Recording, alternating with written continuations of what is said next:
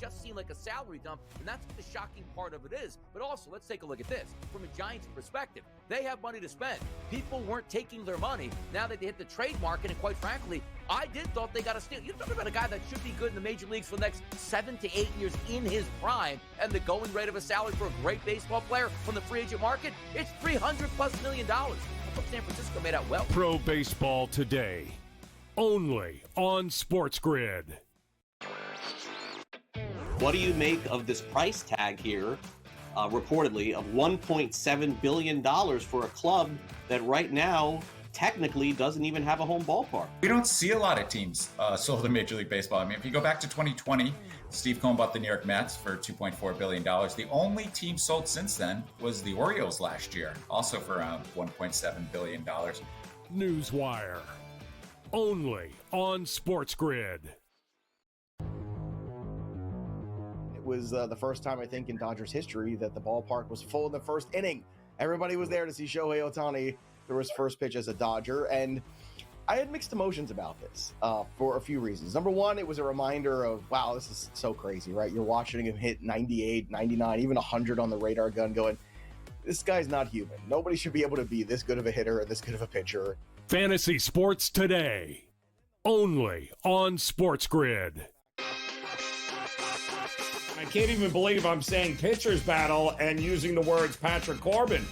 But can I tell you, Scott, he's a different guy. He's a totally different guy with the Rangers than we've seen. I say this all the time. You know, don't worry about the first 5 innings. Like, don't even watch the first 5 innings in Texas Ranger games. Because for whatever reason, there's a ton of runs scored in the first 5, and then it just stops. It just stops. Game Time Decisions, only on Sports.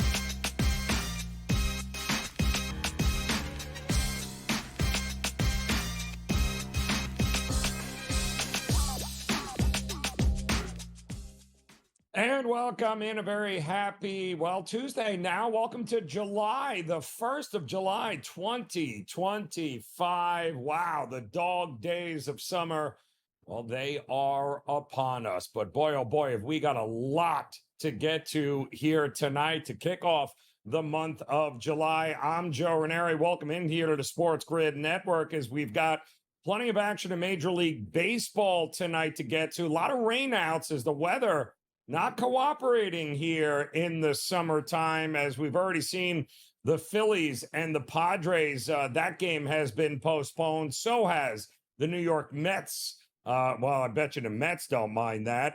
Taking on the Milwaukee Brewers. That game has been postponed.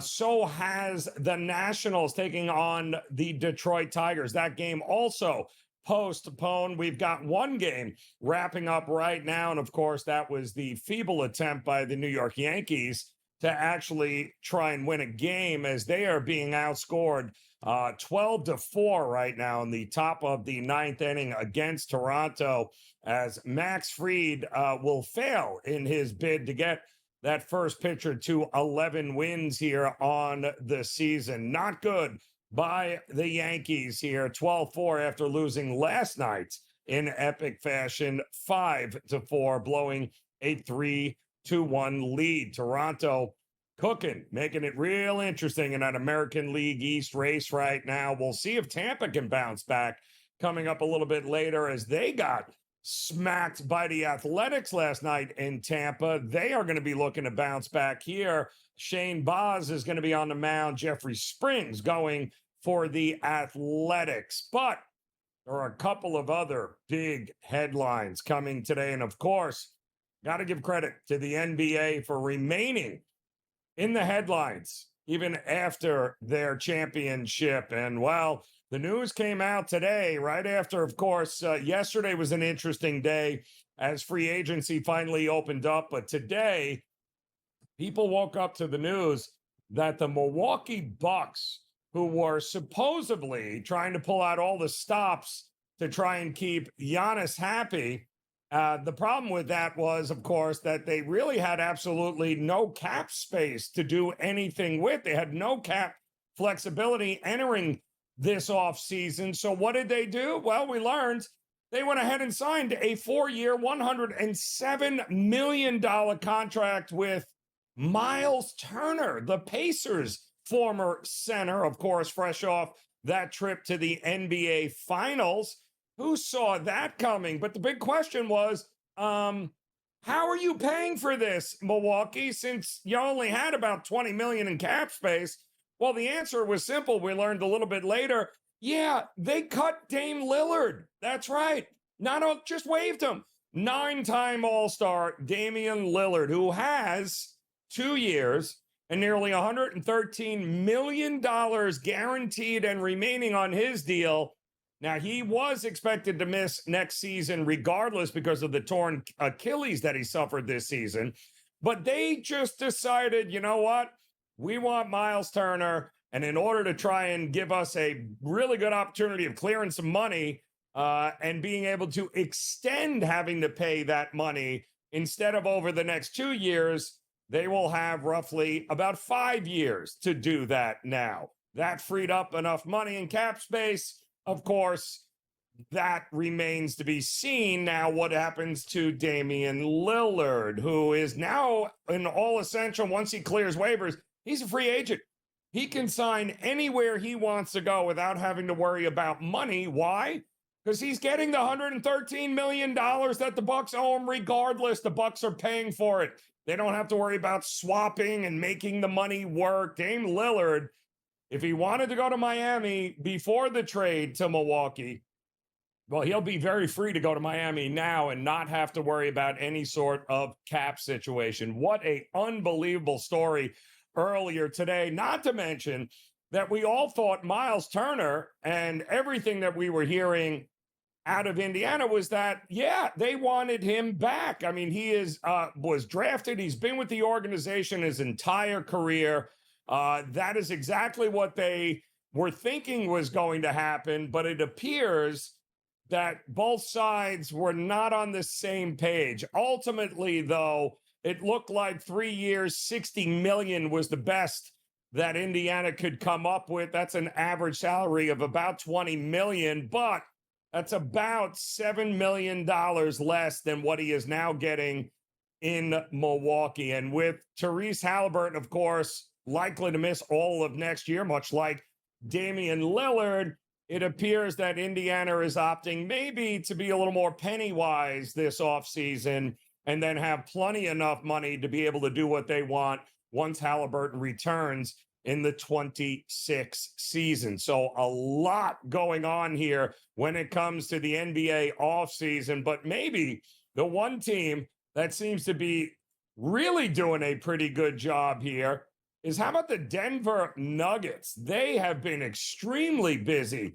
during yesterday and today, the first couple of days of free agency. They just went ahead and signed Tim Hardaway Jr. to a 1-year deal. Also, Hardaway now is joining, old friend Bruce Brown on his way back to the Denver Nuggets, as is Cam Johnson. We heard about that trade yesterday. Also, Jonas Valanciunas is on his way via a trade to the Denver Nuggets. So the last 24 hours, my goodness, Michael Porter Jr. out, Cam Johnson in, Valanciunas in, Hardaway, Bruce Brown. All of a sudden, the Nuggets pretty much look like they are doing a pretty good job here in free agency, in revamping this team, creating, I don't know, some depth that they did not have last year. And just like that, Denver very much in play in the West. Everyone, of course, trying to keep up with the Oklahoma City Thunder. Will they or won't they remains to be seen, but there are still a lot of names available that are being thrown around, including Al Horford, who appears to have a few teams very much interested in him. Number one, Golden State, who lost Kevon Looney to free agency.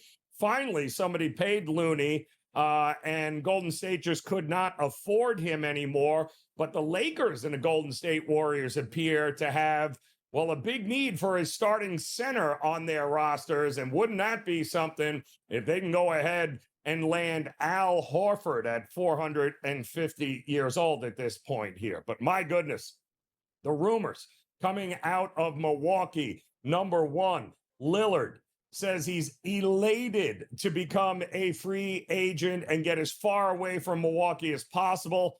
Giannis, the rumor is now, and it's being reported, he is not happy with letting Lillard walk, which is essentially what the Milwaukee Bucks did. My goodness, lot going on here in the NBA free agency. Can you imagine Dame Lillard, $113 million?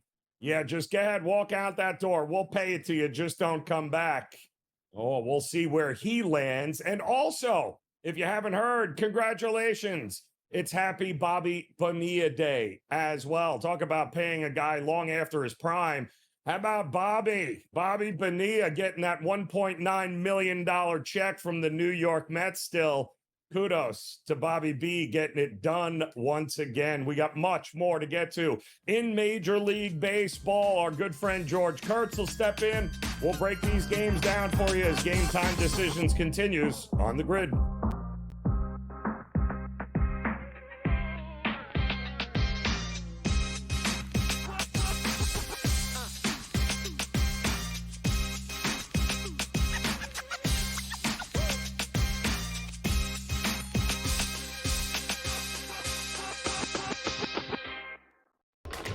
Enter into the magical world of McLuck.com, where even the smallest of spins can win real cash prizes.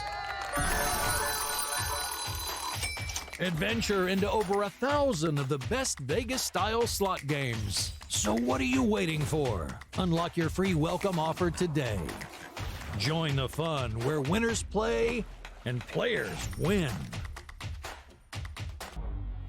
Two guys that can do it all. It's Too much electricity this morning. This is a good time. We're having a lot of fun. I had to do a triple take. Ka-ching! Why? Because of parity. I didn't mean to offend. Yeah, it's not going to happen. Load management is a dirty word. Let him rip. You know what? Circumstances provide the results. What? How do you do this one? Oh, Donnie, you got such a good show there. A network that is booming. The Early Line, only on SportsGrid. We're going to go through every single thing, and I've got a great team behind me that's going to help me get the job done. I want this to be the place that people come to. There is going to be an energy to Game Time Decisions that you will feel night in and night out. We are going to hit every single one of those markets that you need to know about. We will have everything at our disposal, and we will use that to our advantage. There is not going to be a better place, I promise you, than Game Time Decisions. I'm Kevin Walsh. Tune in to Game Time Decisions weekdays on SportsGrid. The game is on. The stakes are high. But the action isn't just on the field. He's rearranging that ring. Get it inside! SportsGrid's in-game live. Your ultimate second screen experience. Just a little flyer, couple of thoughts. 15.5-point live line. Every prop, every play, every day. Anything can happen. That's complete chaos. It's smarter to be on SportsGrid.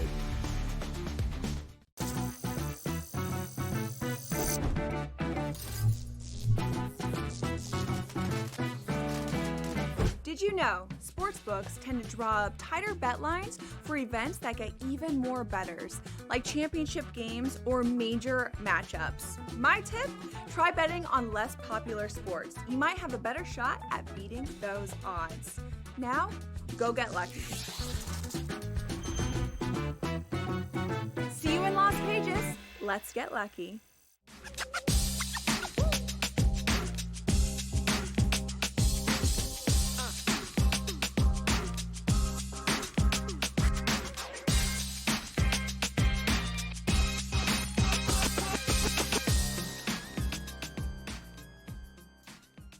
All right, welcome back in on this Tuesday. Welcome to July. Can you believe it? 2025. The dog days of summer are here.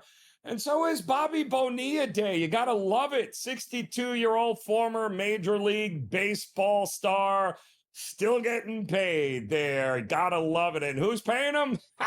The New York Mets. You got to love that. Let's bring in our good friend, George Kurtz here. George, always love as a Yankee fan, Bobby Bonilla Day. It's great. I'm not sure. There's probably a Dave Winfield day we don't know about somewhere along the line. It's not like the old man didn't exactly spend money that wasn't warranted, but it's always funny to me. We're going to get, what is he going to get? 1.19 million through 2035. Why not just write him the check?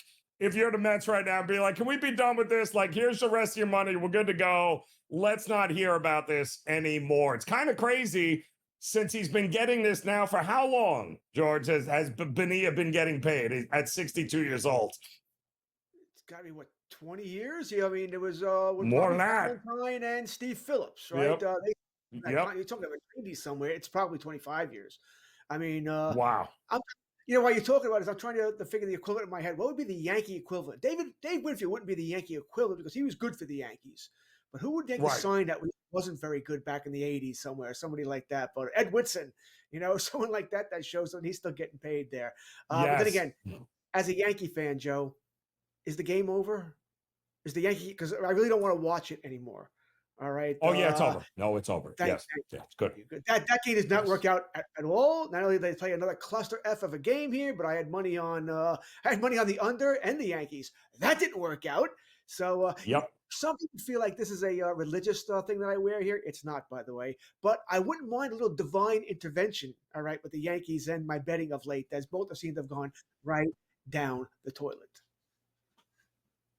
MC Hammer called. He'd like his outfit back. But let me ask you this here, George, if we can, real quick. And I'm going to tell you, it's same thing with Skeens right now as he is on the mound. It's Paul Skeens Day for the Pittsburgh Pirates, who are suddenly hitting the ball. What is going on, George? I don't know what's in the water here in Miami and Pittsburgh, but suddenly these teams are winning games, and they're not just winning games, like they're annihilating teams along the way.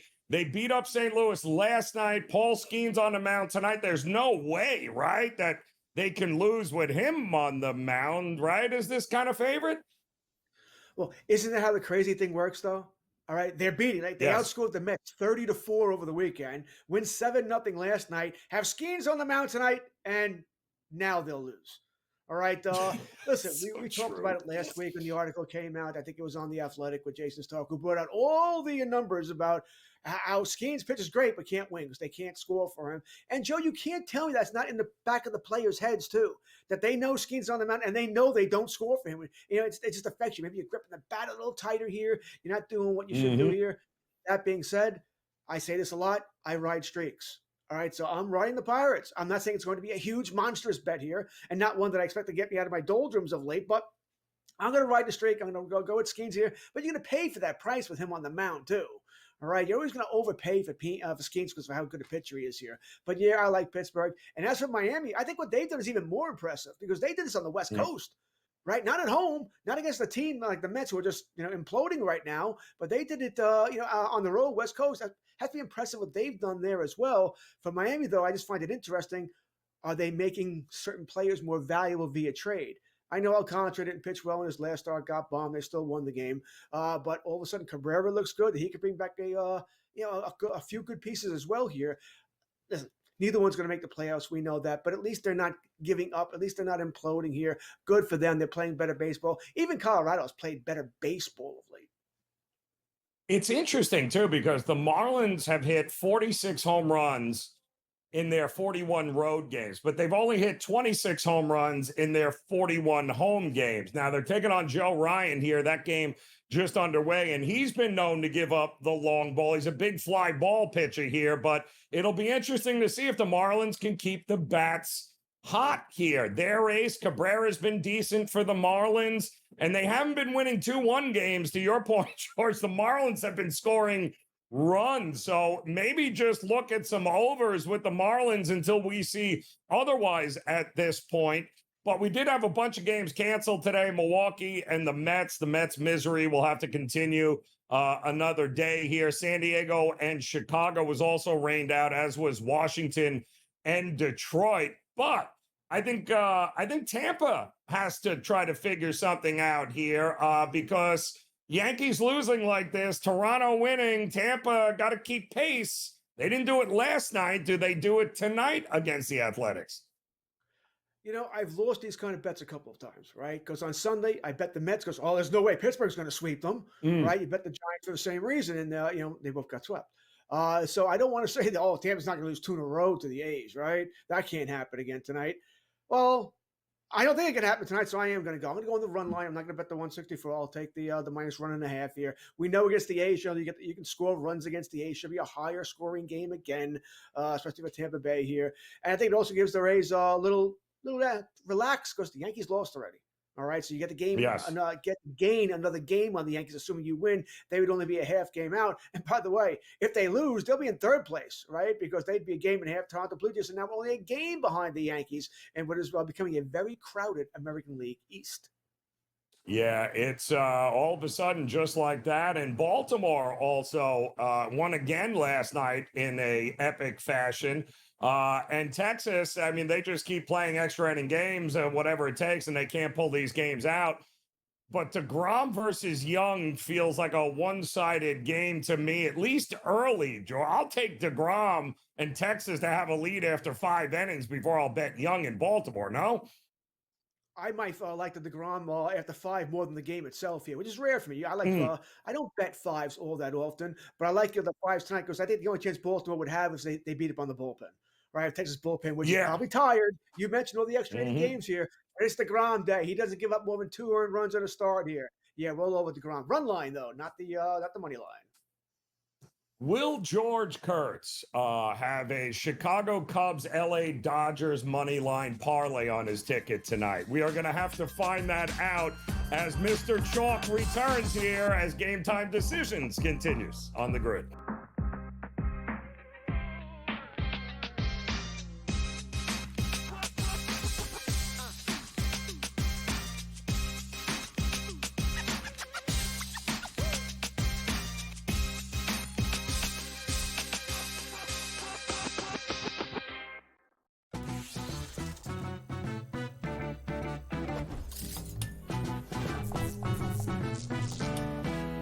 We all know a night out at the club in Vegas can get a little bit pricey, but I've got a tip that can save you a cover fee at some of the hottest nightclubs. All you have to do is sign up online for free with a credible guest list service. Then, just show up before 10:30 and check right in. See you in Las Vegas. Let's get lucky. No way that I'm betting on the Cleveland Cavaliers for any reason whatsoever. No. Ever. Like, when they had LeBron James, it was a different story. I think Spider's great. He's no LeBron. I don't see him carrying them to a title. And I don't believe in the Knicks at all. The Knicks never get it done. Pharrell Coast to Coast, only on SportsGrid. Kevin Durant, at the age of 36 years old, after 17 seasons that he has played in the NBA DRS, is now on his way to H-Town. I don't think it's a great move. I wanted him to go to a ready-made championship team full of a veteran roster and see if he can ring chase that way. Not to go to an organization on the come-up that if you just stay the course, and also, what better blueprint do we have than just staying the course and safe, right? The early line, only on SportsGrid. The game is on. The stakes are high, but the action isn't just on the field. He's rearranging that roof. Get it inside! SportsGrid's in-game live. Your ultimate second screen experience. Just a little flyer, couple of 15.5 point live line. Every prop, every play, every day. Anything can happen. It's complete chaos. It's smarter to be on SportsGrid.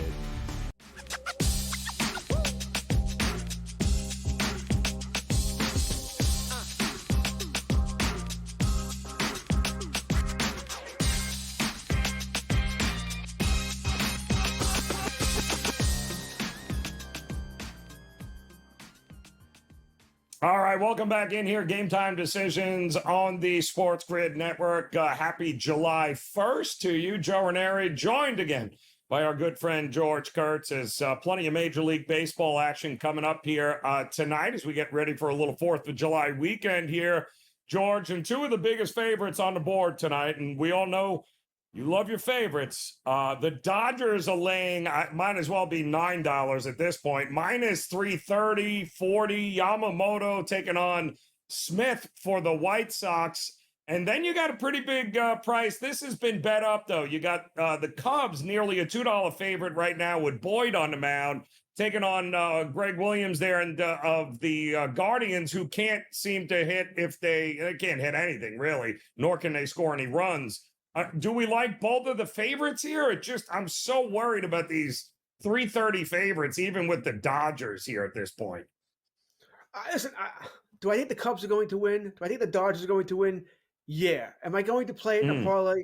Yeah, because that's the obvious parlay to play, so I'll play it here. Do I love it?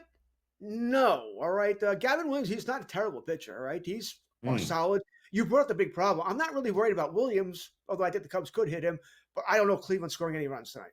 All right, they've been not scoring of quite a bit of late. All right, they have issues here. And as for the Dodgers here, love Yamamoto. Smith could slow them down. Once again, the offense down somewhat. I think both teams will win. I think we'll be okay here, but it won't be a big time parlay bet. It'll just be the parlay bet here. I'm probably going to like more in the Dodger game. Maybe play a couple of total base props. I'm going to get Ohtani to get 2+ bases. Max Muncy is as hot as anybody in the game right now. Will Smith, you go Freeman, you pick a couple of guys here, whichever guys you feel comfortable with. But the Dodgers, you always want to be careful and make sure these guys are in the lineup. They do rest these guys. Will Smith does sit quite often for rushing. If there's a left-hander on the mound, they'll sit Muncy. They're playing it very careful there. The Dodgers are they're just screwing with us anyway. They know they don't have another important game to play until October, which is why Ohtani is rehabbing at the major league level. Yeah, which is going to be interesting to see some of the moves that they're going to make here coming up. You have Cincinnati and Boston coming up. Boston all of a sudden destroying the ball here. Singer versus Fitz tonight. Just an over, George? Do we even care who wins this game? That's where my first thought is. That's where my first bet is in this game. I'm going the over here. I am a little worried. All right, you already brought up the rain house here. That's up and down the Northeast here. Boston's in there, all right? So we do have a little bit worried about that. I think they will get clear in time, and it is warm. It is hot, humid. We saw last night the 19 runs. Hey, Mr. Burns, how was that for first start in Fenway? Really enjoyed that, huh? The new phenom there gives up, 5 runs or 7, whatever it was. I know his ERA ended up being 135, by the way. That's not good. I think we're getting more of that tonight here. If I was going to pick a winner here, it'd be with Boston. Oh, I'm sorry, Cincinnati. Cincinnati, get it done. I don't hate that look either. I also, listen, if it ain't broke, don't fix it. The Giants can't score runs. Zach Gallen on the mound for Arizona. Just Giants team total under, or just Arizona at this cheap price. Do we trust the Giants here? I don't trust either team. All right, Arizona's not playing well either. No Corbin Carroll, right? He's hurt. Gallen has not been good this year. Birdsong, I do lean towards the Diamondbacks here, but I don't feel great about it. I have not touched this game yet. The over-under is 9. What I'm leaning towards and what I do expect to bet by the time game time comes around is the under and Arizona. I think that's where I'm going to go here. You've already said that San Fran's having a hard time scoring runs. Maybe tonight's the night they figure it out against Gallen. Like I said, he was been nowhere near that Cy Young pitcher he was a couple of years ago, unless he's facing one of the New York teams. It was great against the Yankees and Mets earlier this year. Other than that, terrible. I like Arizona and the under. I like Arizona and the under. And are we laying the run line with Houston tonight in Colorado? Listen, it's Colorado, right? I'm going to take the Houston and Gordon. I don't trust this guy. I don't really know enough about him here, so I don't feel cheap great. Price. It's 154 and 106, by the way. They're both cheap prices. All right. It's not like Dollander is some great, like the Rockies' best pitcher. I don't expect them to keep it all that close. The Astros been playing great. So, I like the Astros all across the board here. I'm never betting an under in Colorado, so I expect to take the over as well there. Although I do wonder, Joe, if for my overplay, I'm going to hope no runs are scored in the first inning. Maybe we get it down to 10.5, and I feel a little bit more comfortable. 11 is a little high for me in Colorado, even with 2 so-so offenses. Yeah, they're not good here. They don't hit lefties very well. I can't see there being enough runs for Colorado to even come close to winning this game. George, always a pleasure, man. We appreciate the time. We got another hour of Game Time Decisions coming your way next on the Grid.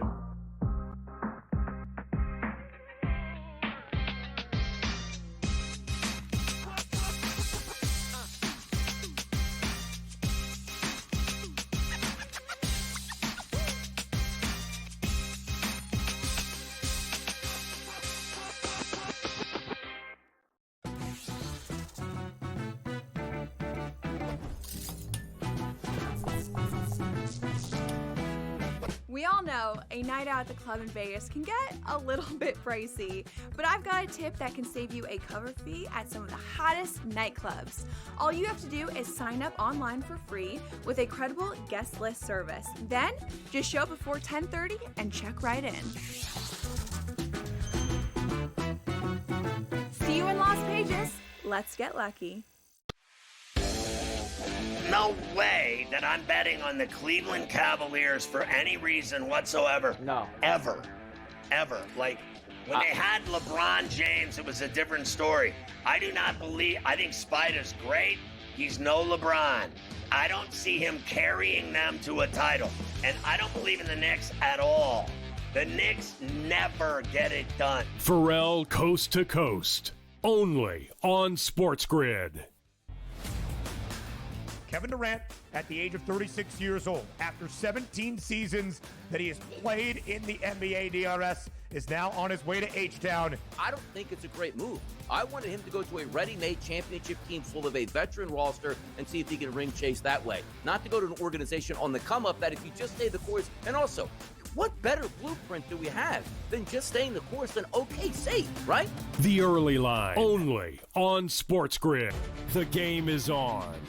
The stakes are high, but the action isn't just on the field. He's rearranging that roof. Get it inside! SportsGrid's in-game live. Your ultimate second screen experience. A little flyer, couple of 18.5-point live line. Every prop, every play, every day. Anything can happen. That's complete chaos. It's smarter to be on SportsGrid.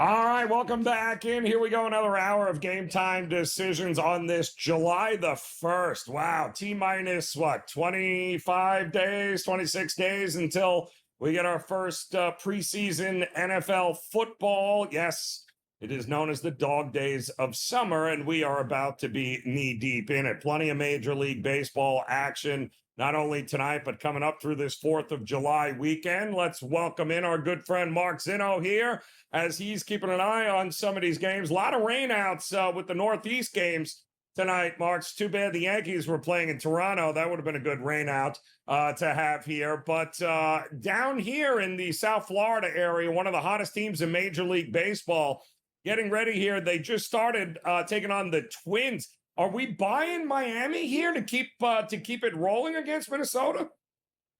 My biggest bet of the night here is on the Minnesota Twins stepping in front of the Marlins on a 7-game win streak. While the Marlins scored more runs than anybody on the road in the month of June, they scored the second fewest runs at home of anybody in the month of June.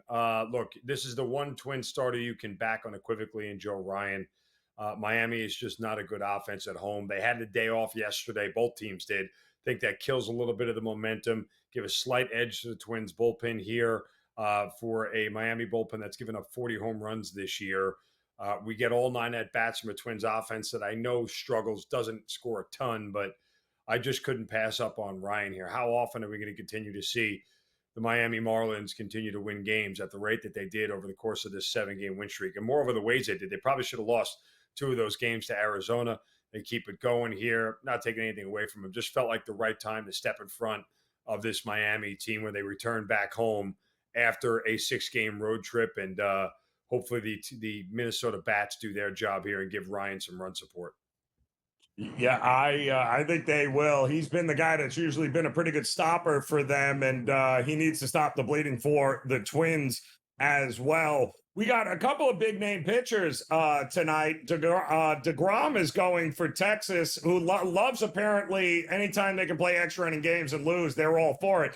But DeGrom going up against Young in Baltimore here. At least DeGrom, at some point, we got to figure out a way to bet. No? I mean, put it this way. The Rangers don't really score a ton of runs against anybody. But the last 3 times they played the Orioles, they scored 6, 7, and 6. So, yeah, maybe they can score against the Orioles. I don't know. Nonetheless, even though they lost last night, the bats for them seem to have woken up against the Orioles here, and they're starting Brandon Young, a guy who's in 2 starts, 0-2 with a 7.11 ERA and a WHIP just under 2. So on 3 starts, I'm sorry, hasn't been very good. I would have to trust Texas here, especially after the way they blew that game last night. You get DeGrom on the mound, but look, I mean, the price is reflective of it. Part of me would tell you that Texas in the first 5 here is the way to go. Although you're taking the bats out of their hands here for 8, maybe 9 at bats, and you want to try to give Texas as many opportunities, it's that old adage you've heard me say a billion times over, Joe. If they ain't scoring early, they probably ain't scoring late. So are the Braves going to score tonight against the Angels here? No Holmes versus No, absolutely. Are we putting an X through Atlanta? Tyler Anderson is one of the worst analytical pitchers in baseball. I think he's got the worst FIP of any qualifying starter in all of Major League Baseball this year. So that ought to tell you where these guys. In fact, the Angels have 3 starters in the bottom 10 in fielding independent pitching of qualifying starters in Major League Baseball. So the point simply is that like Tyler Anderson is like, one of those things where you can't really back this guy. But look, all you got to do is kind of just work your way around Ronald Acuna Jr. And if you do that, guess what? You're fine. I mean, that's really what it boils down to. I'm sorry. Jack Kochanowicz is still dead last. Tyler Anderson is bottom 10. Oh, yes. And pitching. So, and then Kyle Hendricks is like 12th from the bottom. So, yeah, this is a bad Angels rotation. The thing here is that it's also a bad bullpen. So it's hard to take the Braves out of this thing completely here. But again, what data points do you have, Joe, that the Braves, without Chris Sale pitching, should ever be a 2-1 favorite this year? They're just not that team. Yep. They are not a very good, consistent team, and they don't hit enough. And so why on earth would you ever want to get involved in this game? Sure. Could the Braves score 8 runs tonight and win 8-1? Yeah, maybe they can. Grant Holmes has been pretty decent. He's been better at home. Not a starter I completely trust. But would it surprise anybody if the Angels scored 6 runs tonight and won 6-5? I mean, there's no reason to even play on Atlanta at this price. They are not a good enough team to be priced this way. At what point in the season, Zen, do we look at a team and go, you are what your record says you are? They're 38-45. So at what point do we draw the line and say, you're a mediocre team, maybe not even that? Joe, I've been telling everybody this for over a month now. This team's not making the playoffs. They're not a playoff team. They're not going to recover from the 0-7 start, and it's not just that. Chris Sale today, by the way, was transferred to the 60-day IL. Oof. Season over. Oof. Over. Your best, at best case scenario, you get him back mid-September. That's if you're in a playoff race, if you're going to make the playoffs without Chris Sale. Last year, you struggled to get the last wild card with Chris Sale being a Cy Young. So why all of a sudden now without him do you think you're going to all of a sudden dig out of his 7-game below 500 hole, come back past 4 of the teams in the NL wildcard standing to get the last wild card? Like this team isn't going to the playoffs. I don't know. It's just the reality of it. They're not that good. Yeah, we've seen some teams struggle early, but have been, they've righted the ship. Houston, once again, here we go. Houston figuring out without Alvarez in the lineup, and yet here they are tonight on the road against Colorado, and I'm seeing a 30-cent move from the open to Colorado. What am I missing here? I mean, this line was stinky from the beginning at -155. Nobody is a -155 favorite. The Angels or the Marlins, whoever at their worst form, are bigger favorites than that against Colorado. So something was stinky with this whole thing. Didn't like it at all. I'm not backing Chase Dollander in any size, way, shape, or form because he is what you would call bad, particularly at home where his ERA is 8.5. So it's really hard to me to back him here, but I just don't think we get a ton of runs overall. Houston isn't scoring, and Colorado doesn't hit lefties, and they don't score at all, regardless of whether they're home or on the road. So 11.5 was a little bit rich for my blood. I played the under. I think you said a moment ago it went up, but still, I think the under is the play here. Yeah, 12's hitting the board, and I'm always skeptical when I see $3 favorites and the total doesn't move. That's what we've got with the Dodgers. We got a $3 favorite, and it's still stuck at 8.5. It ain't moving. That's what are we doing there? I mean, look, you know how you don't want to play the minus situation on a favorite? Take the plus if there's a 2.5 out there at even money or even some plus money. I'd take the 2.5. Chicago. Shane Smith's their best starter, and that's just the reality of it. I mean, yeah, he's going up against a tough lineup, but this is a guy for the most part that you're able to at least back in certain situations.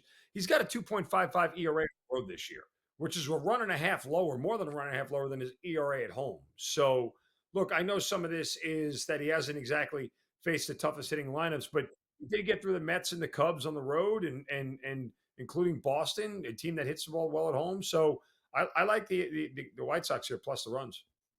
I am with you, man. That is the reason why it's not going over at 8.5. Zeno, enjoy the games. Game time decision continues on the grid.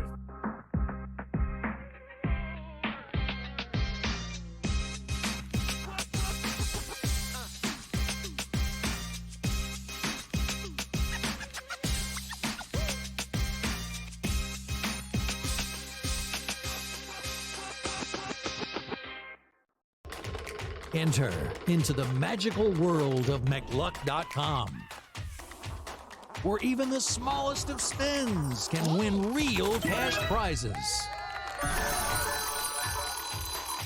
Adventure into over 1,000 of the best Vegas-style slot games. So what are you waiting for? Unlock your free welcome offer today. Join the fun where winners play and players win. Two guys that can do it all. Too much electricity this morning. This is a good time. We're having a lot of fun. I had to do a triple take. Ka-ching! Why? Because of parity. I didn't mean to offend. Yeah, it's not going to happen. Load management is a dirty word. Let him rip. You know what? Circumstances provide the results. What? How do you do this once? Oh, Donnie, you got such a good show there. A network that is booming. The early line, only on SportsGrid. We're going to go through every single thing, and I've got a great team behind me that's going to help me get the job done. I want this to be the place that people come to. There is going to be an energy to Game Time Decisions that you will feel night in and night out. We are going to hit every single one of those markets that you need to know about. We will have everything at our disposal, and we will use that to our advantage. There is not going to be a better place, I promise you, than Game Time Decisions. I'm Kevin Walsh. Tune in to Game Time Decisions weekdays on SportsGrid. The game is on. The stakes are high. But the action isn't just on the field. Rearranging that roof. Get it inside! SportsGrid's in-game live. Your ultimate second screen experience. A little flyer, couple of 15.5 point live line. Every prop, every play, every day. Anything can happen. It's complete chaos. It's smarter to be on SportsGrid.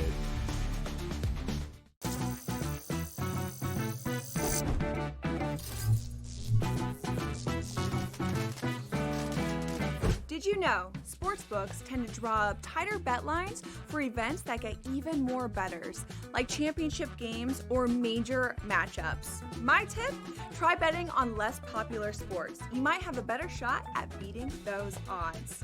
Now, go get lucky. See you in Las Vegas. Let's get lucky.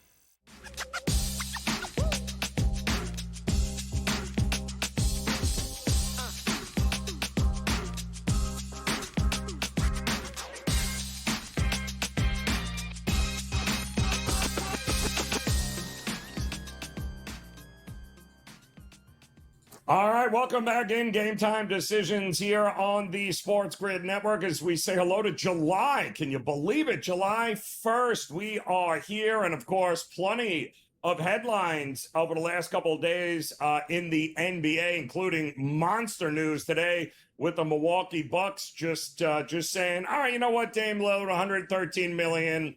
We're going to pay it over 5 years. Don't let the door hit you on the you-know-what on the way out. And then, of course, the NHL has also, well, one team in the NHL has made a couple of very interesting signings in free agency. Let's bring in our good friend Tom Vecchio here, who Let's face it, Tom. I don't ever say in the NFL, we always say you don't want to win free agency necessarily. Like, that's not how it works. But in the NHL, my goodness, what else do you have to do if you are the Florida Panthers? You get Bennett, you get Ekblad, and now you're bringing back Brad Marchand. And all of these guys took less money than they would have on the open market. Other teams would have paid them more money, and they all took less to come back and run this thing back. That's how the NHL runs, which is so different than other sports. It really is. They all took less money. They all know that they're in a spot to win.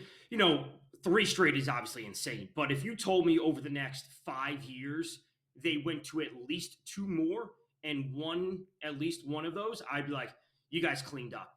Regardless of the contract, Sam Bennett, it's 8 years, whatever it is. But you tell me, again, going to 3 and 5 or whatever it's going to end up being, this is just a win top to bottom, no matter how you look at it. And I remember Paul Maurice's introductory press conference when he was coming up, he was taking over after they won the President's Trophy. And I remember a line he specifically said. He referred to the team overall as a Ferrari because that was when they, over however many 100 points, they were scoring all these goals. He said, you don't have to change things. He said, you have to learn how to drive in the rain. And you want to keep the core of the team and what they do on offense the same, but you have to mold yourself to be different in the playoffs, that is. And we have seen that. So you have to learn to weather the circumstances, and they are doing it top to bottom. Players want to be there. And more importantly, Zito, the GM, will make moves at the deadline to acquire big assets to put themselves in a spot to win. It's unbelievable. Yeah, and just the moves they made this year just to bring in guys that everyone else thought were either washed or weren't good. You got to have the right kind of players there. And it was clear that Mitch Marner's time in Toronto was coming to an end. And he was the other big free agent question mark. Where is he going to go? Well, he went to the Golden Knights, which I think is interesting here because obviously the guy is a baller. He hasn't had a great run in the playoffs with Toronto, but the Golden Knights have a lot more playoff success than Toronto has recently. I think this is a fantastic signing for the Golden Knights. I really do. And like a part of me wants to say, you kind of alluded to, it's like you have to have the pieces around them and know what type of players. Marner's amazing, and I don't want to say that he wasn't surrounded by talent. Obviously, Austin Matthews is amazing. William Nylander is great. Morgan Riley is great. But if all those parts are equal with the Jack Eichel and a Mark Stone, whatever it might be, are there different types of skill, different types of elite players? And he actually fits into this system better. Like, he's the puzzle piece that they needed, and you had too many of the same things going on with the Maple Leafs, but now this is the right move for them. So I do like the move for them. He's there long-term. The Pietrangelo news is interesting that he said he's taking a step back from hockey. I didn't see the word retirement. So maybe it's like, hey, he needs to take a year off to get surgery or whatever it might be, and then he'll find his way back. That's yet to be seen, obviously. Yeah, it's going to be interesting. I mean, a couple of other names still out and available, but we just had the draft in the NHL. But I think there is no doubt that right now, Florida, wow, everyone expected, all right, maybe they bring one of the 3 back, but they'll never bring all of them back. And just like that, they are in the money here and ready to go for a three-peat. And you got to ask yourself this, too.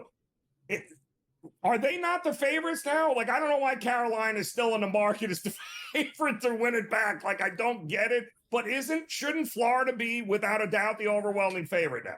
Yeah, I think they should. And, frankly, I don't think I don't think the number's great. It's obviously where it should be for the Panthers. It's not like some super long shot. Right. At a certain point, the Flyers they're just going to stay at the favorite. I think it's just risk aversion from the books, right? Like, they're never going to hang us a 10-1 number, even if they start off super slow, even if they're not in a playoff spot on December 1st, January 1st, like some miracle happens that they're actually terrible, which I don't think is going to happen. We're never going to get a good number from them just from a risk profile from the books. So they should be the favorite until proven otherwise. This is what we saw with Tampa. So what we saw with the Penguins. Yep. Until proven otherwise, you have to book them as the favorite.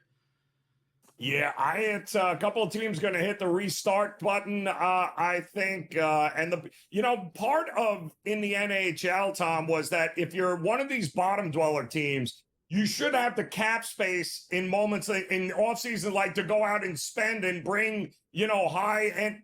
But we're not seeing any of that with a lot, like the Sharks and some of these. They're not spending any money. They're not getting anybody. Yeah, this was also a somewhat weak free agent class overall. Like Nick Ehlers is still the best player out there, and apparently he's not going to sign for a couple of days. But we knew Marner. I was at least my personal opinion was that Marner was never going to hit the open market. He was only going to be traded for a team, traded to a team. But the Sharks, they have a lot of young prospects. It's about developing it, and then so they will be ready to take a big swing next offseason or wherever it might be. So a portion of the league, those bottom teams are like in a weird spot when there's so much talent at the top end, and some of those bottom teams just simply don't have it. Yeah, they might have the space, but they just don't have anybody wanting to go out there and play. NHL's a different animal. You got guys that are in it. You know, they want to be a part of something. They want to win. You're not going to draw those big names to those places. So you got to build it from scratch, which is not easy to do in the NHL in any way, shape, or form. But of course, the big question is still going to remain, what does Edmonton do now? Is Edmonton still the favorite in the West, Tom? Should we be looking somewhere else?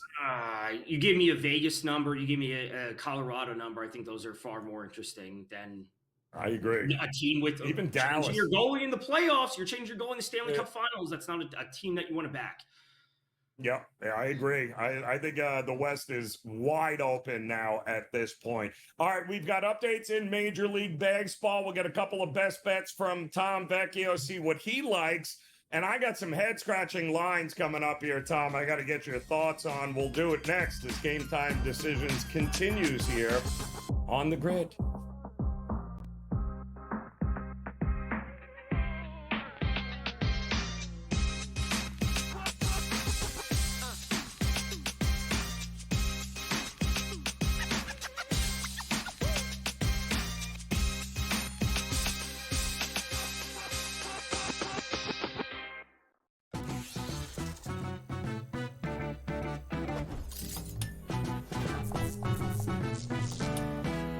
We all know a night out at the club in Vegas can get a little bit pricey, but I've got a tip that can save you a cover fee at some of the hottest nightclubs.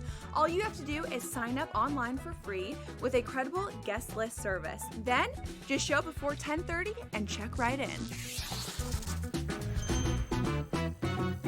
See you in Las Vegas. Let's get lucky. No way that I'm betting on the Cleveland Cavaliers for any reason whatsoever. No. Ever. Like, when they had LeBron James, it was a different story. I think Spider's great. He's no LeBron. I don't see him carrying them to a title. And I don't believe in the Knicks at all. The Knicks never get it done. Pharrell Coast to Coast, only on SportsGrid. Kevin Durant, at the age of 36 years old, after 17 seasons that he has played in the NBA DRS, is now on his way to H-Town. I don't think it's a great move. I wanted him to go to a ready-made championship team full of a veteran roster and see if he can ring chase that way. Not to go to an organization on the come-up that if you just stay the course, and also, what better blueprint do we have than just staying the course and safe, right? The early line, only on SportsGrid. The game is on. The stakes are high, but the action isn't just on the field. He's rearranging that roof. Get it inside! SportsGrid's in-game live. Your ultimate second screen experience. A little flyer, couple of 15.5-point live line. Every prop, every play, every day. Anything can happen. It's complete chaos. It's smarter to be on SportsGrid.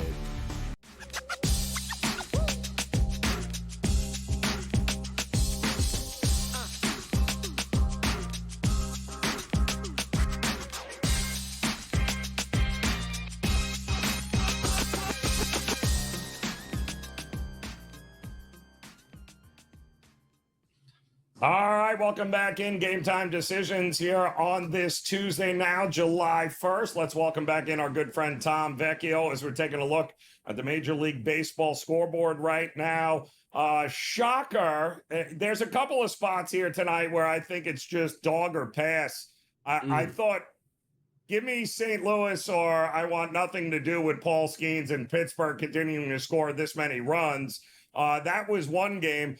And I'm not believing in Miami. Were you believing in Miami here tonight against Joe Ryan in Minnesota?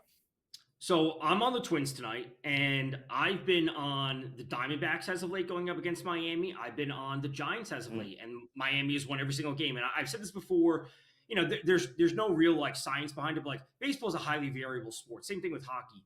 Teams generally don't go on long winning or losing streaks. So I'm just willing to bet against teams that are on long winning streaks. Miami has won 7 games in a row now, whatever it is, and I've been on against them the past 4 days. So they've been costing me a little bit much, but the Twins are the better team. Like if you want to take the winning streaks or losing streaks out of it, Joe Ryan is a great pitcher. Cabrera's a good pitcher on the outside. I'm not going to say he's terrible. He's a good pitcher. The walks are a little bit of an issue for him. So I'm on the Twins today. I just don't think teams are going to go break off these long winning or losing streaks. So you'll generally just find me on the opposite side of whatever that team is. So we have seen the bats come alive for Texas. The runs are starting to come, but the problem is they're losing all these games in extra innings, so the bullpen is letting them down. But I got a big pitching advantage with DeGrom against Young here. And if I'm not worried about Texas scoring runs, I got to figure out a way to bet DeGrom somehow in this, don't I? I do. I think you should. I'm on Texas full and Texas first 5. This is a huge, huge advantage for the pitching matchup, and the Orioles bullpen has been terrible. Now, the Orioles hitting has certainly turned around, especially in June, because they were terrible in April and May. And their hitting has been better, but I will take the pitching advantage where I can get it. And I think that's like one of the spots that I want to conviction spot. I want to press down on a DeGrom first 5 and Rangers full, considering how they lost last night as well. I agree with you on that one, too. A couple of lines that I'm scratching my head at. Houston, the money coming in on Colorado at home against the Astros. Is everybody out for Houston? I do not get how we can get Houston in Colorado at -140, -150 here. Yeah, I've been on Houston since earlier today. I think I was at -148, exactly where I got it. But Houston's playing great right now. And the Rockies, Chase Dollander, who's on the mound for the Rockies, he's their top pitching prospect. He's been up since mid-April or so. So he is a good strikeout pitcher. And yes, Jeremy Pena did go on the IL for the Astros. But the team overall, I mean, what are we talking about here? -150. This is the spot to go. I know the line looks fishy. A lot of people are saying that's it's a weird spot. How are the Astros not -200 when they're on the road? The Rockies are terrible. You give me a -150, I'll take it time and time again. And again, if the Astros lose today, I'll just be on them tomorrow. It's really that simple in baseball. Yeah, I am with you there. I also don't like the idea of laying $3 or more on a game in a team where the total has not moved. It's 8.5, and the Dodgers taking on the White Sox, who are sending out the kid Shanks, he's a legit major league pitcher. How you're not risking $3 here, are we? No. And Joe, this is something that we talked about. If we think back to the IGL that we did leading up to March Madness, where we're like, hey, we got a 140 over, and we have a spread that's 15 points. We have a super high spread and a low total. Now, obviously, baseball is different. A team can win the game 1-0.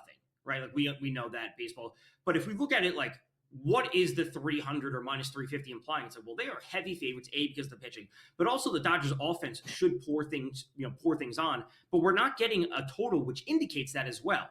So as we were talking about during the break, this may be a simply just stay away spot. You don't have to bet everything on the board, and laying -350 with the Dodgers, I don't think is the answer today.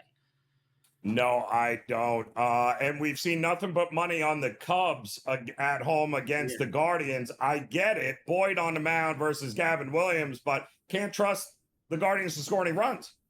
Right. I had high hopes for the Guardians coming into the season, thinking that they would compete for a wild card. I thought the Tigers were the best team in the division, and I thought they could kind of just essentially tread water until Shane Bieber got back. But their offense is terrible. I don't want to lay the -200 with Boyd just because I don't think he's the greatest pitcher, but I'd be more interested in the under because I don't think the Guardians are going to score, and the Cubs could win this game 6-1, maybe 5-2. I like that too. Stuck at 8.5 across the board there if you're looking at an under at Wrigley here tonight.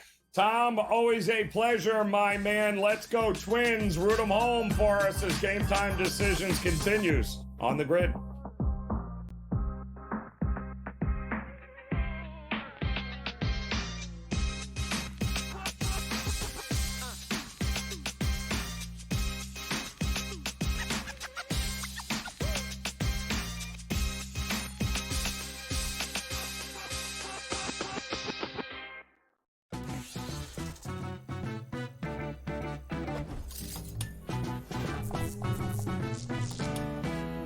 We all know a night out at the club in Vegas can get a little bit pricey, but I've got a tip that can save you a cover fee at some of the hottest nightclubs. All you have to do is sign up online for free with a credible guest list service. Then, just show up before 10:30 and check right in. See you in Las Vegas. Let's get lucky. No way that I'm betting on the Cleveland Cavaliers for any reason whatsoever. No. Ever. Like, when they had LeBron James, it was a different story. I think Spider's great. He's no LeBron. I don't see him carrying them to a title. And I don't believe in the Knicks at all. The Knicks never get it done. Pharrell Coast to Coast, only on SportsGrid.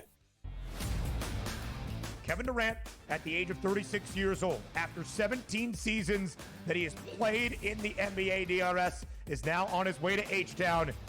It's a great move. I wanted him to go to a ready-made championship team full of a veteran roster and see if he can ring chase that way. Not to go to an organization on the come-up that if you just stay the course, and also, what better blueprint do we have than just staying the course and okay, safe, right?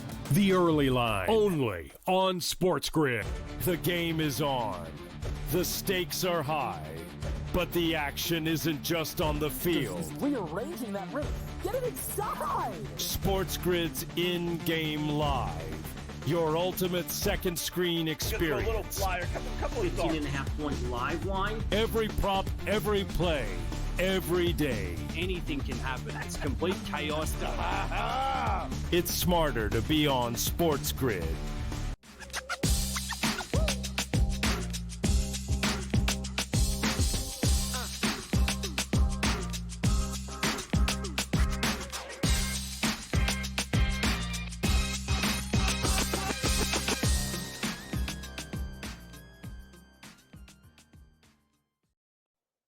And welcome back in Game Time Decisions here on the SportsGrid Network. I'm Joe Raineri as we welcome in the month of July. What a week it is going to be. Plenty of Major League Baseball action on tap as we head into this 4th of July weekend. We've also been inundated with NBA free agency news taking center stage. Kudos to the NBA for really making it a 12-month-a-year season and really not disappearing. Lots of moves over the last 48 hours, and maybe none bigger than, of course, the Milwaukee Bucks bringing in and signing Miles Turner, the former Indiana Pacer who just played for an NBA championship. Miles Turner gets signed by the Milwaukee Bucks, and the Milwaukee Bucks fans are all scratching their head going, wait a minute, I didn't think we had any money. How did we give a guy 4 years, $107 million?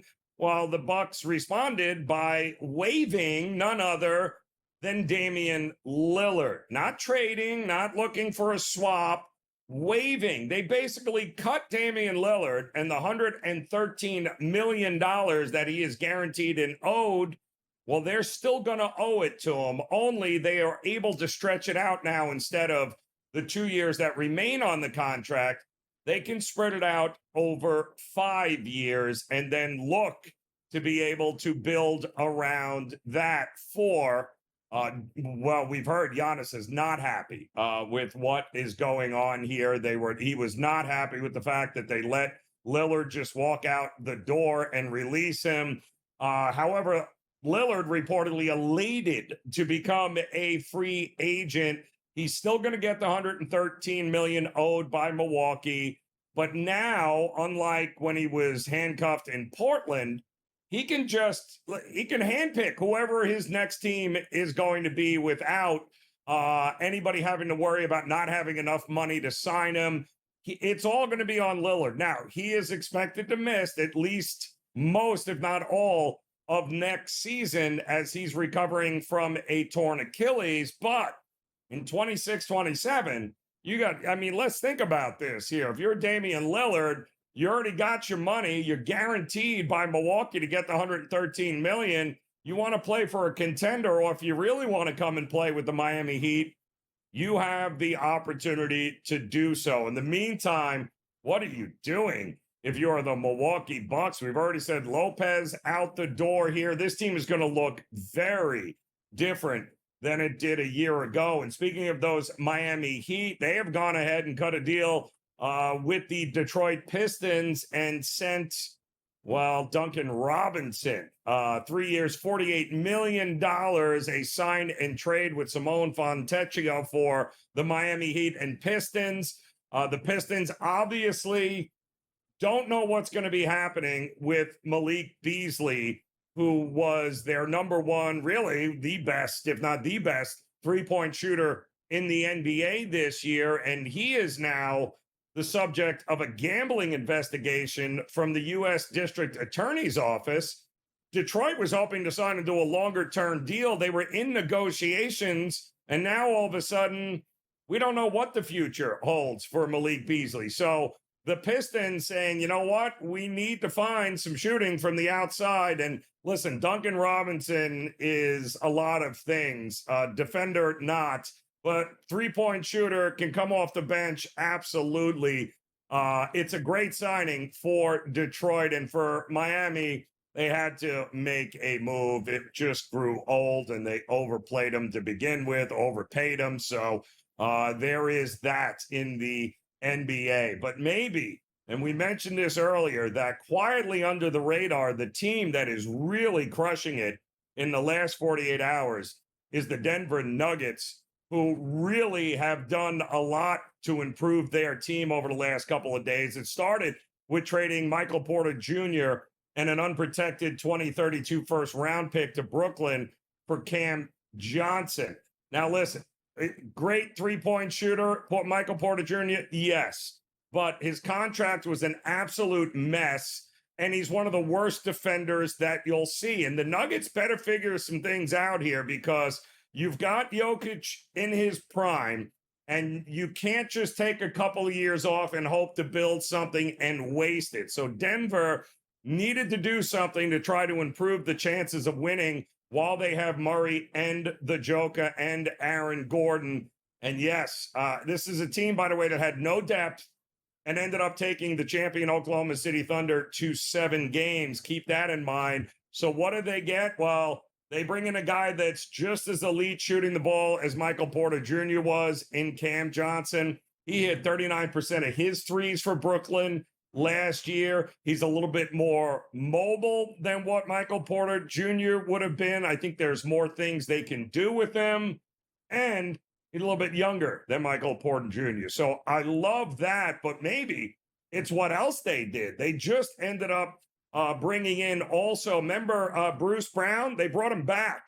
This guy was, when that championship run a few years ago for Denver, was one of the biggest reasons why they won that title there against Miami. They did it because Brown was a monster for them. They had depth, and he was a guy that when the Joker went to the bench or Murray had to go to the bench, they didn't collapse like they did over the last couple of seasons. And they couldn't keep him a couple of years ago and had to let him go. But it looks like now he is on his way back to the Denver Nuggets. And I think that is absolutely huge. One of the things Denver lacked was depth. They lacked all of those minutes, of course, coming off the bench. Nobody, once the Joker went to the sideline and took a couple of plays off, nothing they could do except, well, lose the leads that they had in that game. So Bruce Brown, Cam Johnson. They also traded for Jonas Valanciunas. He, too,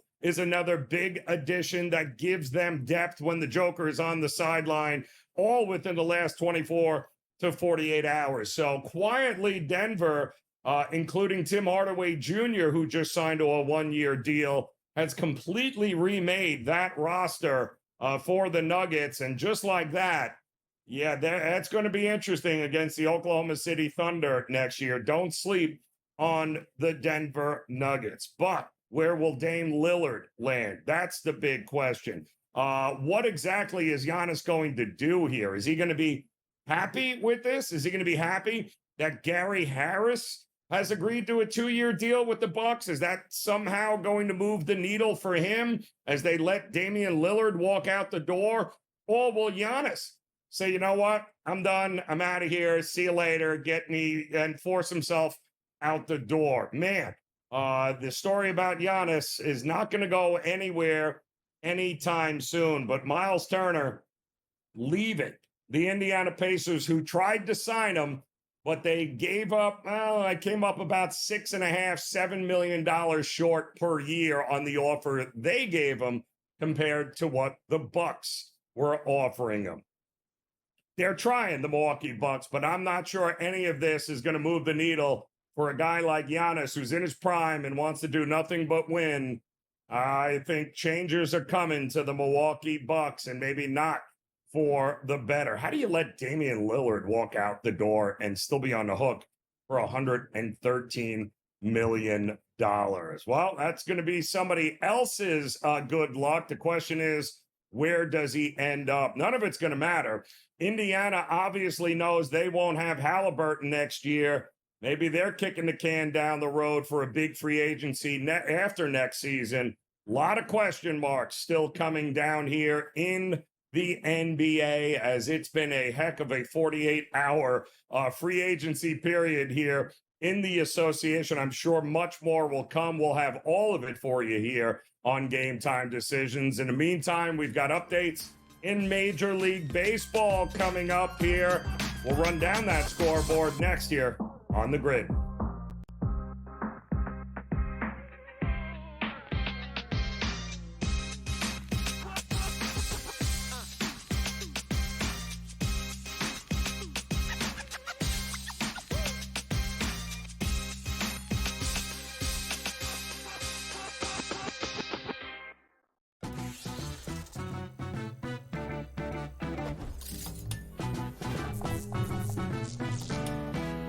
We all know a night out at the club in Vegas can get a little bit pricey, but I've got a tip that can save you a cover fee at some of the hottest nightclubs.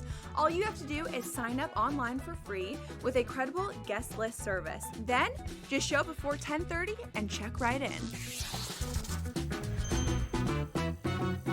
See you in Las Vegas. Let's get lucky. No way that I'm betting on the Cleveland Cavaliers for any reason whatsoever. No. Ever. Like, when they had LeBron James, it was a different story. I think Spider's great. He's no LeBron. I don't see him carrying them to a title. And I don't believe in the Knicks at all. The Knicks never get it done. Pharrell Coast to Coast, only on SportsGrid.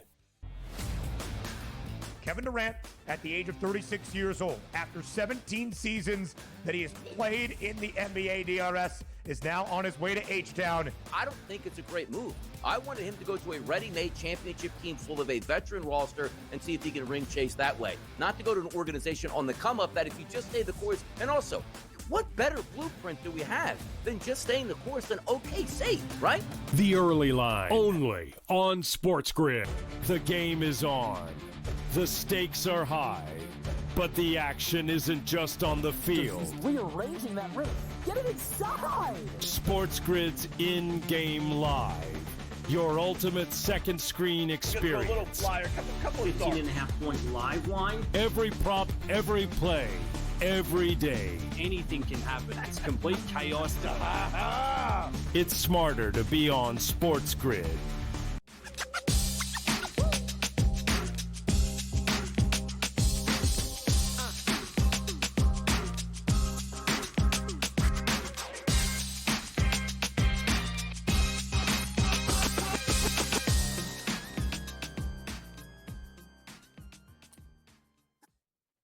All right, welcome back in Game Time Decisions here on the SportsGrid Network. A happy July to you here as we welcome in the month. Just 3.5 weeks left before we get, of course, our very first NFL preseason game. The Hall of Fame game will be at the end of this month, which signals, get ready, football will be back before we know it. Gotta love that. Let's welcome in our good friend, Joe Madden, who you will see here coming up after the top of the hour for more in-game live coming your way. Plenty of Major League Baseball on tonight here, Joe, but let's talk about things that matter, like dynasties and free agency And the simple fact that yesterday we learned that the Florida Panthers, and this is what I love about the NHL and the NHL players, Joe, is that these guys, all three of these guys could have made more money someplace else, but they all decided that, you know what, how many times are we going to get a chance to be a part of a dynasty in a cap era? And so when you got Sam Bennett, we know it, but to get Ekblad back and to get Marchand the way they did, all for less money, that's pretty darn impressive, and you don't see that in other sports. No, you really don't. And I'm really impressed with what the Florida Panthers were able to do, keeping all three of them. And you're right, Joe. They left money on the table. If they would have gone out there and shopped their value, they would have got more money. And I just didn't know, especially with Brad Marchand, if he was really interested in hoisting the cup again, staying with Florida, or if he wanted to shop that market and go somewhere else for some more money. But he proved where his heart's at. His heart is with the Florida Panthers, signing a 6-year deal. Now, who knows if he'll play all 6 of those years, but I do think it was a smart move by the Florida Panthers to lock him in that far. And looking at the odds, they flipped, Joe. I know you've been looking at those odds today. They were plus 700 this morning to hoist the cup. They were the favorite.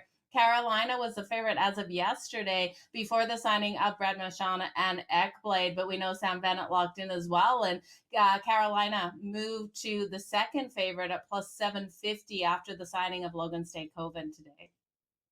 It finally, the odds moved. Now, the other big signing, Joan, the other big question in the NHL was, of course, Mitch Marner, whose time with the Toronto Maple Leafs, it felt like it needed a change of scenery there. It just didn't work. He's got all the talent in the world. He's still in his prime. But my goodness, if you're a Vegas Knight fan, this is impressive. I mean, everyone talks about Edmonton maybe being the favorite, but really, I mean, he's going to fit in pretty well with Vegas and get a fresh start, no? Yeah, he really is. And I'm actually shocked that Vegas didn't jump up to be a bigger favorite here with the signing of him. Vegas is coming in between plus 825 and plus 850 on other books to hoist the Stanley Cup. And Mitch Marner adding that youth to this team. Now, one thing that's always been criticized about him and all of the Leafs players is their ability to get things done in the playoffs. We know regular season Mitch Marner just comes out with fire. Playoff Mitch Marner just hasn't been there. But I do think that is part of the issues with the Toronto Maple Leafs. I don't see him carrying that over into Vegas, and he won't get that ability to start off slow. Vegas is going to look, not from the fans, but from ownership and management, for him to hit the ice running, and I really think he will be able to. I love the injection of Mitch Marner. He's going to be that facilitator as well as scoring some goals out there, and I've just been waiting to see what's happening with Jack Eichel. Unless I've missed it today, Joe, not seen Jack Eichel being locked up yet by the Vegas Golden Knights, and with them bringing over Mitch Marner, that has to be a conversation that they've already had with Jack Eichel, so hopefully they're able to hold him on. Yeah, they have to. And I think they can make a run out of it. But, there's not a lot of goalies or proven goalies available for free agency this year, right? So kind of what teams have, everyone, I mean, Ottinger could have been a free agent. They locked him up. All the guys that were pending free agents got extensions during the season. So really, if I'm Edmonton, what's my choice here, Joe? Like, what am I doing, and where am I going from here? Are they going to make another run for it? Do you trust them? Like, what happens here in the West?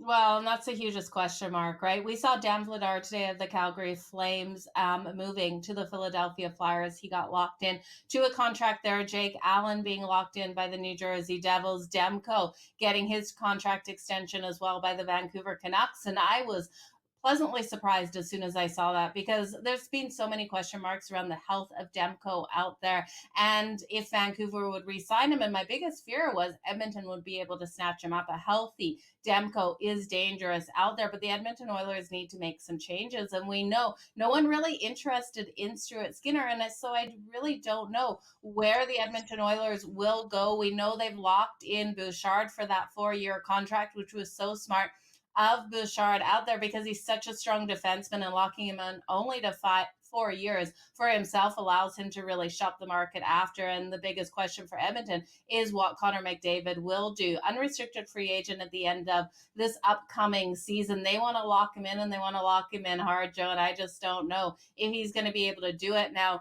I wouldn't if I was him. One thing to note with all the changes happening, teams can lock in their players and players this year 8 years. If we go into next season, the maximum you can lock in a player that's already on your team is 7 years. And then if they're not on your team, it's 6. So teams really looking to get those long contracts in now. Interesting. So, yeah, lock the guys in while you can. A lot of guys trading jerseys here. A lot of new faces. Rangers are going to look a little bit different here coming up next year. Your Calgary team, by the way, still in rebuild mode, but what's the word there in Calgary? You guys happy with the direction they're heading? Pretty happy with the direction they're heading, but it was a big a punch to the gut. I have to say, with Dan Vladar being let go to the Philadelphia Flyers, I don't know what Calgary is going to do without Dan Vladar. He's been such a strong goaltender. Dustin Wolf, definitely the future, so definitely in rebuild mode, letting Dan Vladar go. It hurt a little, Joe, so still a little bit of a shock. And we know Rasmus Anderson, he's saying he only wants to go to Vegas if he's going to go. A lot of questions still to be answered here with a lot of teams, but anything is possible. But we could be witnessing a possible dynasty here with the Florida Panthers with all their signing. We'll talk some Major League Baseball with Joe. We'll do that next here on Game Time Decisions.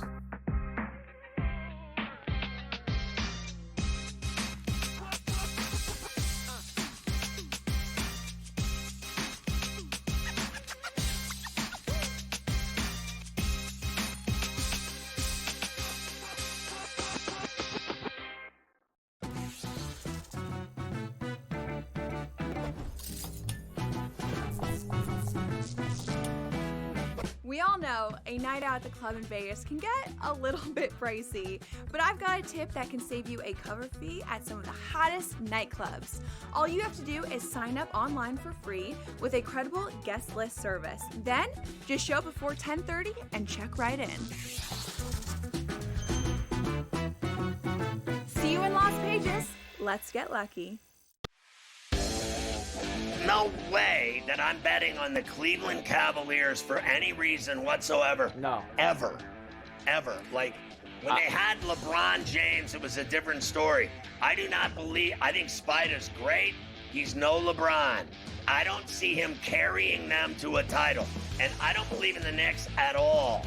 The Knicks never get it done. Pharrell Coast to Coast, only on SportsGrid. Kevin Durant, at the age of 36 years old, after 17 seasons that he has played in the NBA DRS, is now on his way to H-Town. I don't think it's a great move. I wanted him to go to a ready-made championship team full of a veteran roster and see if he can ring chase that way. Not to go to an organization on the come-up that if you just stay the course, and also, what better blueprint do we have than just staying the course and safe, right? The Early Line, only on SportsGrid. The game is on. The stakes are high, but the action isn't just on the field. He's rearranging that roof. Get it inside! SportsGrid's in-game live. Your ultimate second screen experience. A little flyer, couple of 15.5-point live line. Every prop, every play, every day. Anything can happen. That's complete chaos. It's smarter to be on SportsGrid.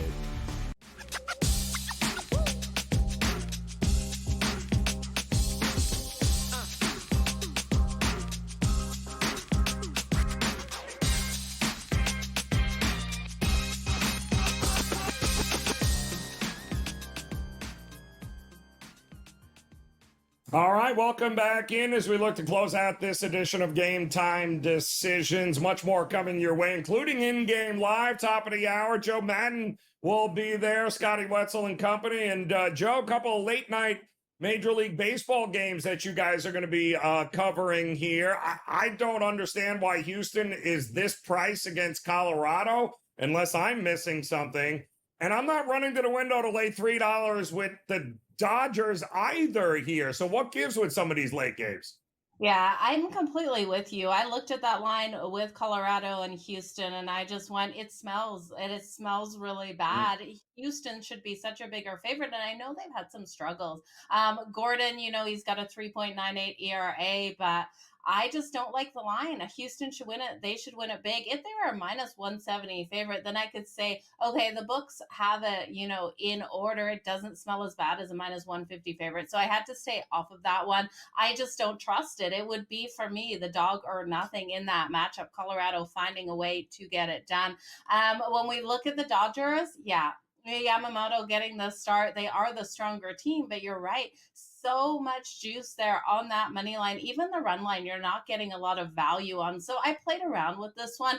It's kind of nerve-wracking, and it is really nerve-wracking after losing the Yankees and the Jays under 3.5 in the first 5. But I will look at the White Sox. That just killed me, Joe. 2 runs in the first.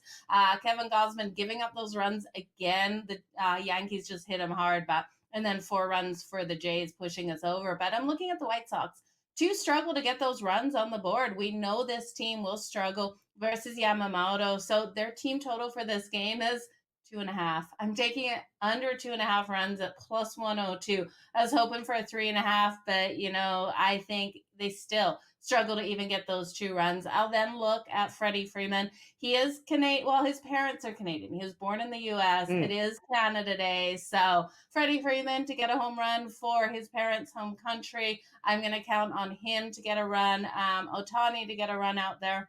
I think it should be a good night for the Dodgers, but they've been so strong versus the White Sox. I can't go any other way.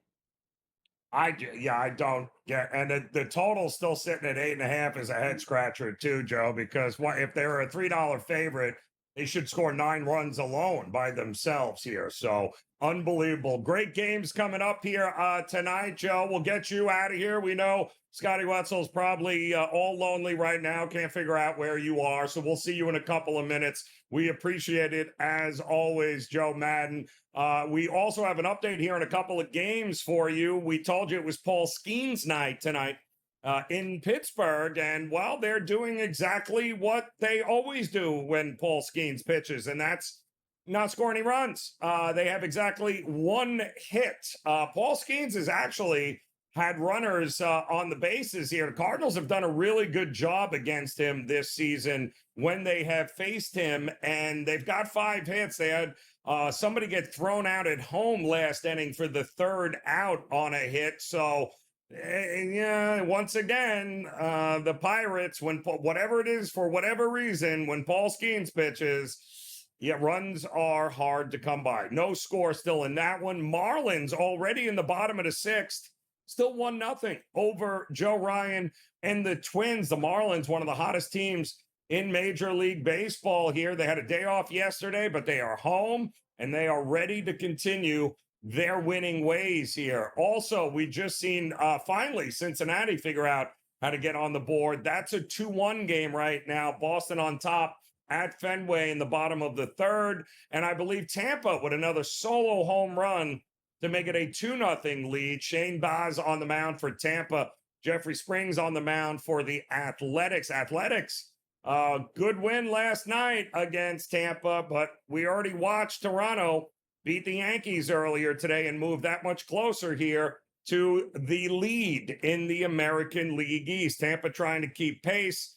They need to get one back in the win column. You also have coming up just after the top of the hour, the Cubs getting a whole lot of money in the marketplace right now. 8.5 is the total, taking on Gavin Williams and the Guardians. Seems to be a little bit of a wind issue going on tonight here at Wrigley. Will it matter? Because the Guardians, well, they can't score anyway. That's the problem with them. Also, Kansas City also does a fantastic job of disappearing offense. They don't have any. Seattle took it down last night. Will they do it again at home here tonight? Well, the good news is you don't have to go very far because In-Game Live is coming up next. They'll have all the action for you. Game Time Decisions. We'll be back tomorrow. Enjoy the games. We'll see you then.